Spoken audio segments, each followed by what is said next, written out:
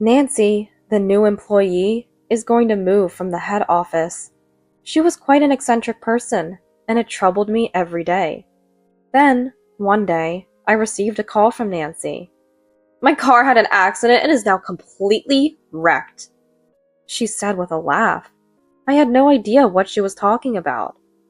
But it can't be helped, right? Because of my bad deeds, this happened. For some reason, Nancy seemed happy as she said this. I couldn't help but say a word to her. Huh? My car is being repaired, though. Huh? When I told her the truth, her face turned pale. My name is Karen. I'm 28 years old and work at an accessory shop.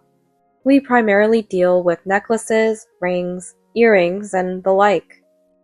Among them, the store I'm assigned to exclusively handles high-end products. The store is filled with items that you won't easily come across in your daily life. Despite that, perhaps due to its urban location, we still had a fair number of customers coming in. Whenever I had some free time, I would perform maintenance on the products. Life was busy with such tasks. To work at a high-end accessory shop, you need a certain level of experience. We have multiple items that require careful handling, so it's only natural. That's why we didn't have new employees joining us often. However, there was a rare report of one person transferring. Nice to meet you, I'm Nancy. Nancy spoke without making eye contact with me. She had bright blonde hair and striking makeup, which were quite distinctive. Everyone has their own personality, and I don't intend to criticize. However, her style seemed slightly out of place in the store's atmosphere. I conveyed my greetings to her to avoid upsetting her mood. I'm Karen, nice to meet you. I'm sorry to ask right away, but Nancy, do you always wear makeup like that? Have you been coming to work like this in your previous assignments? Nice to meet you too, Karen. I dyed my hair to change my image. Don't you think it looks pretty good? I also did my nails to make them look great. I really love them, she said, showing me her fingers. Her nails were either artificial or grown quite long.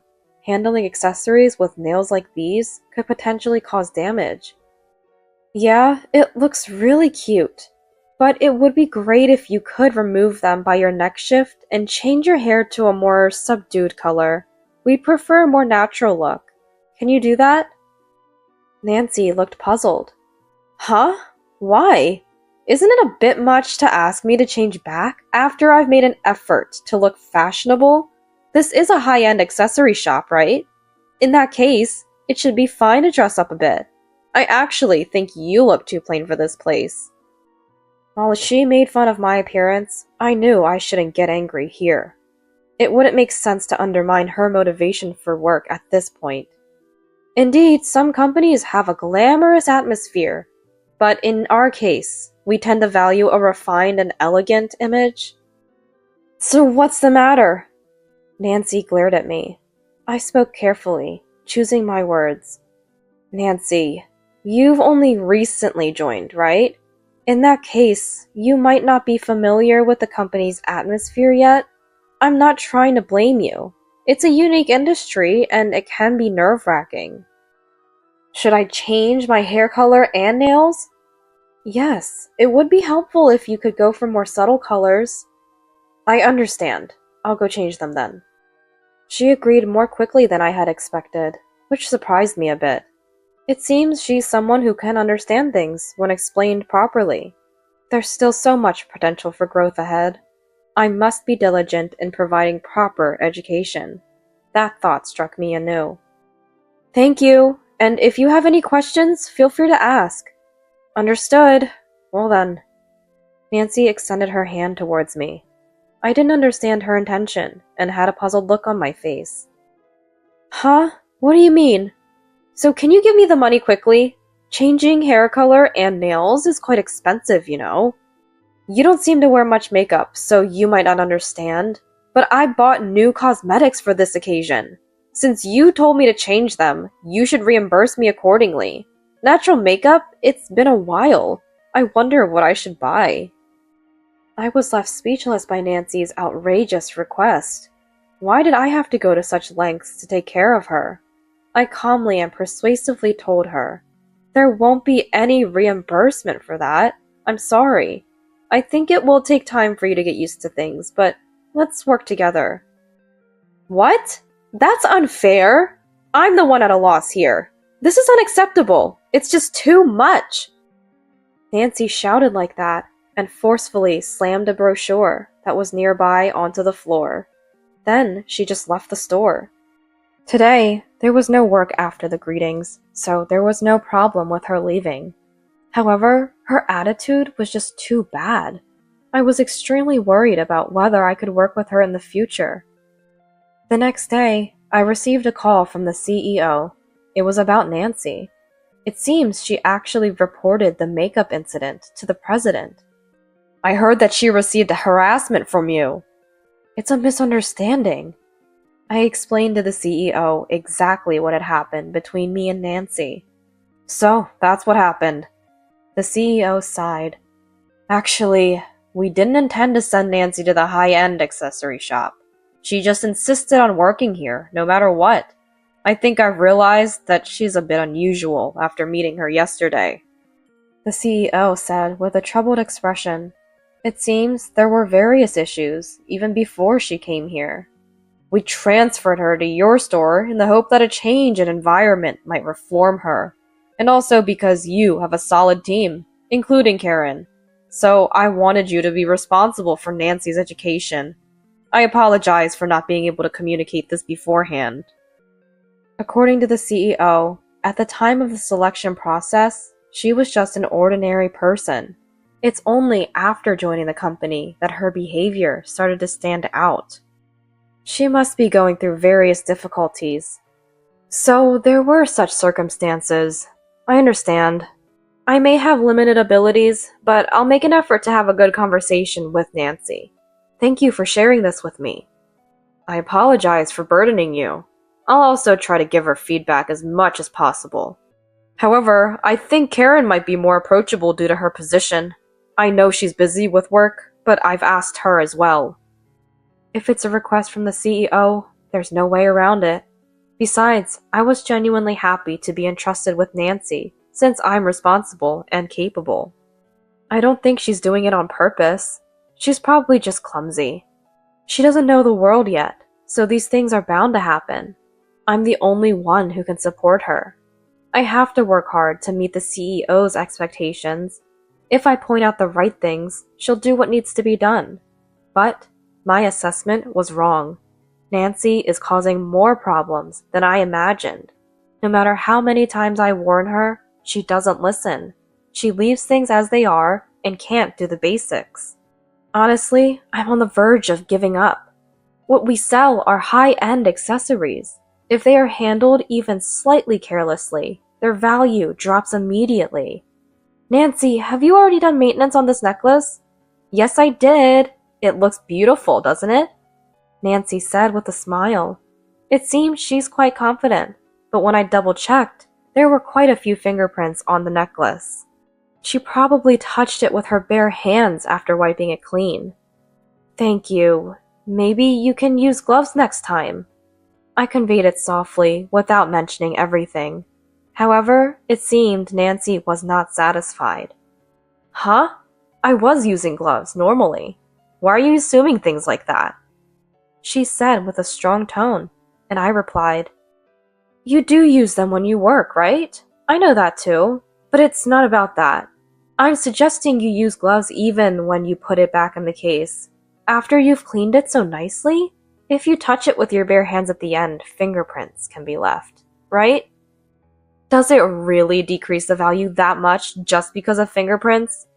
It can vary, depending on the time and situation. $10,000 worth of decrease? Nancy said it right away, and I was a bit taken aback by Nancy. It depends on the circumstances.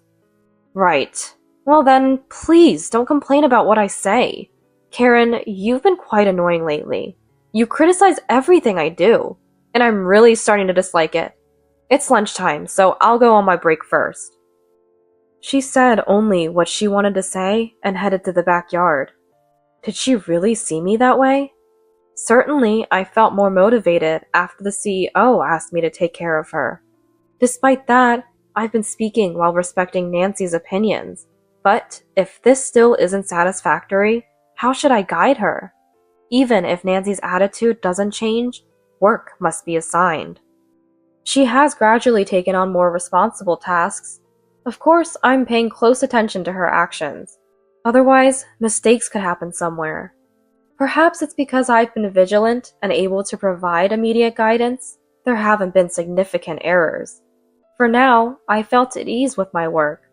Our high-end accessory shop primarily involves in-store customer service. The unit price of each product is high, making it risky to take them outside. However, I heard from the CEO that they are considering future door-to-door sales. Indeed, this should increase the customer base and potentially boost sales. I received a message about wanting to hold a meeting regarding this at the headquarters. Naturally, I want to cooperate. It seems the meeting is scheduled to start after the store is closed. Time-wise, it should be fine. That's what I thought.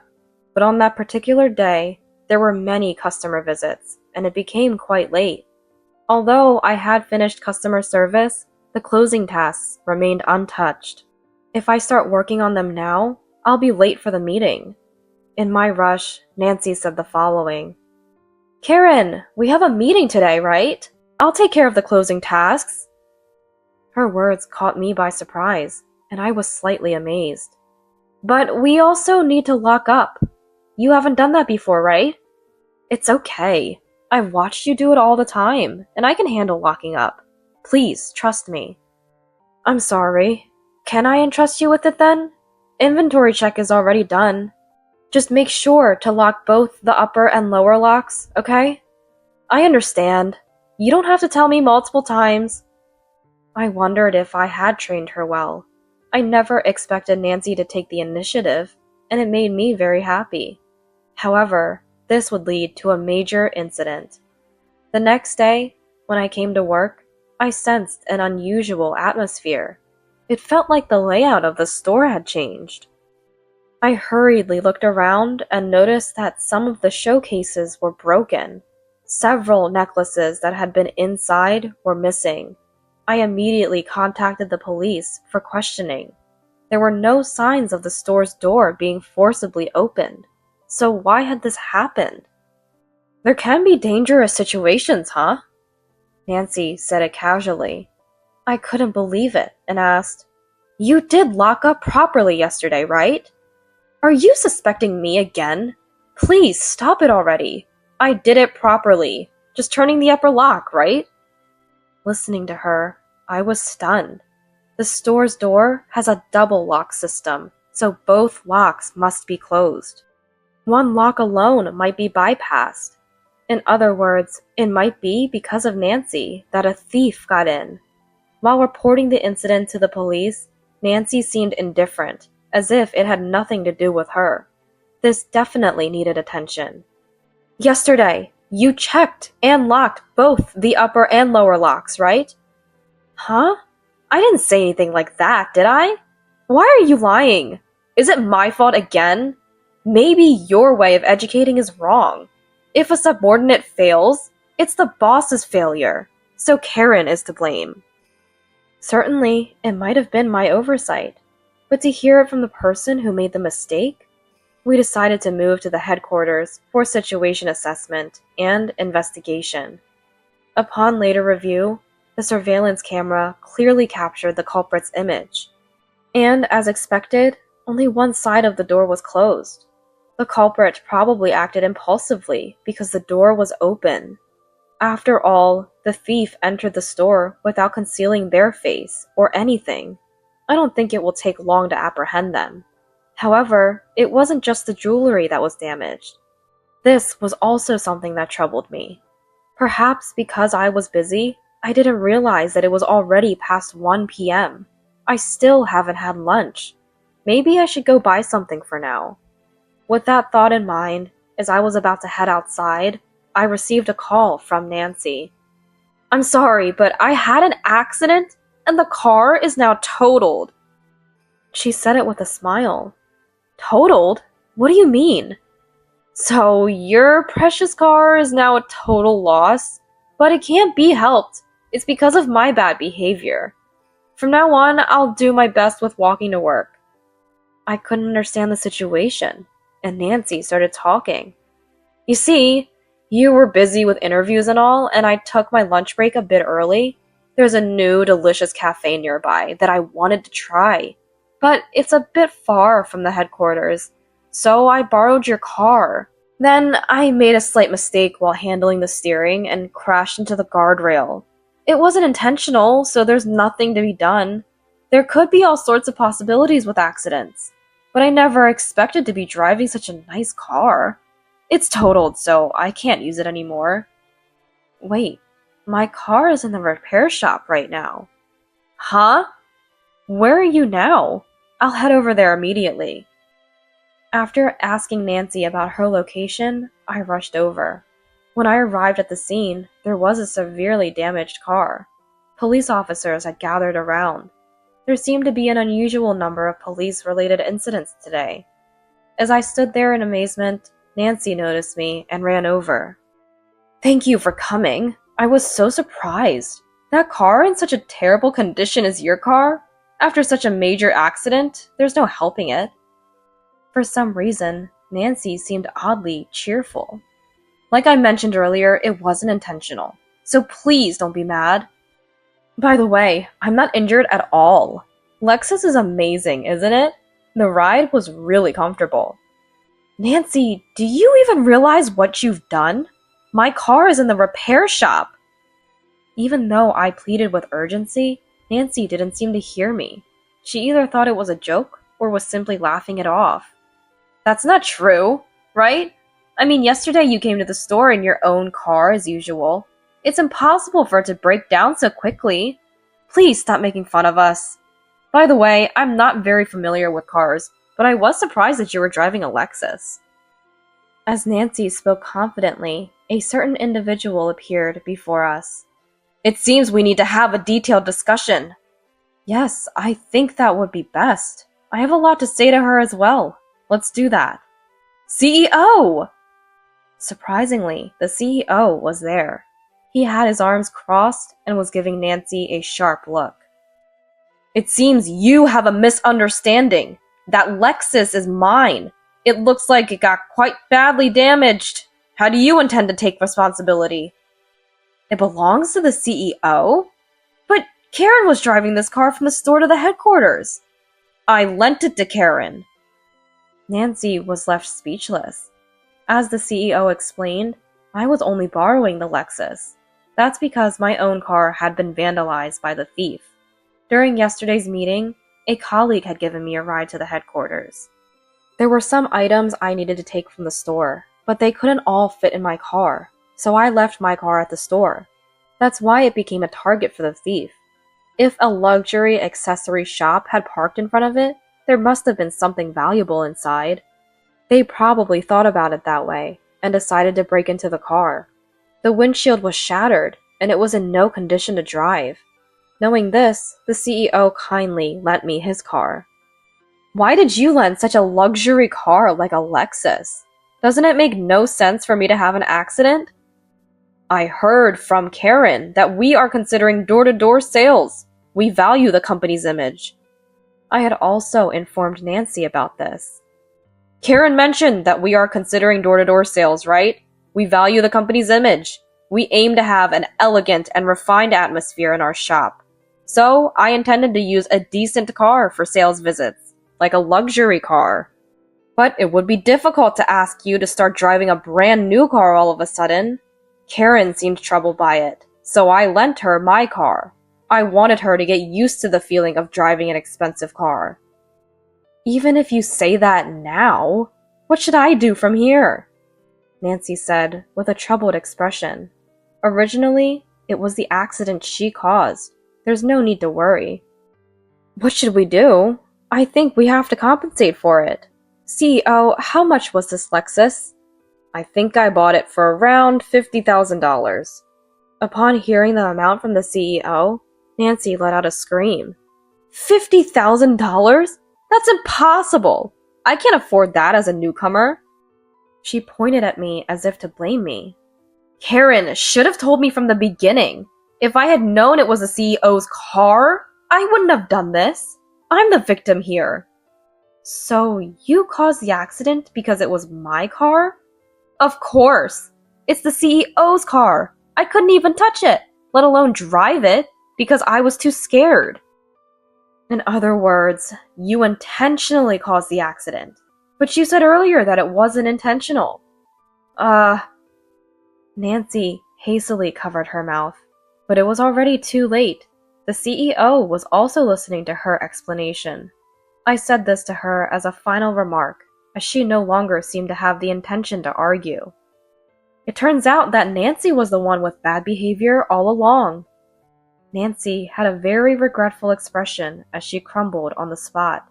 She disliked being bossed around by others in any case. That was the case even before she started working with me. However, if she couldn't listen to what her seniors had to say, she would never grow as a professional and would always have that attitude. I someday want to get back at her.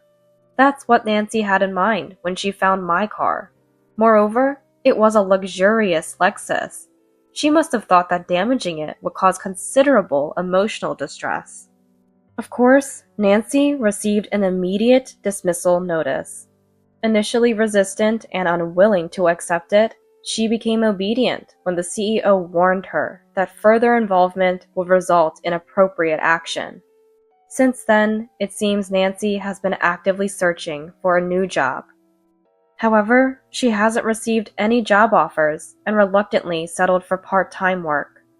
Even there, she displayed a similar attitude and was quickly let go, continuing her search for the next employment opportunity. Seeing this, her parents decided to kick her out of their house, and now she lives alone, feeling lonely. The thief who stole the accessories was apprehended, thanks to the police investigation, and the stolen items were returned safely, resolving the issue. From now on, it was widely known to be vigilant about locking doors. The door-to-door sales efforts were progressing quite smoothly. It was a significant advantage to be able to approach customers who wouldn't normally visit the store. Although the format was not yet finalized, efforts were being made to improve it further.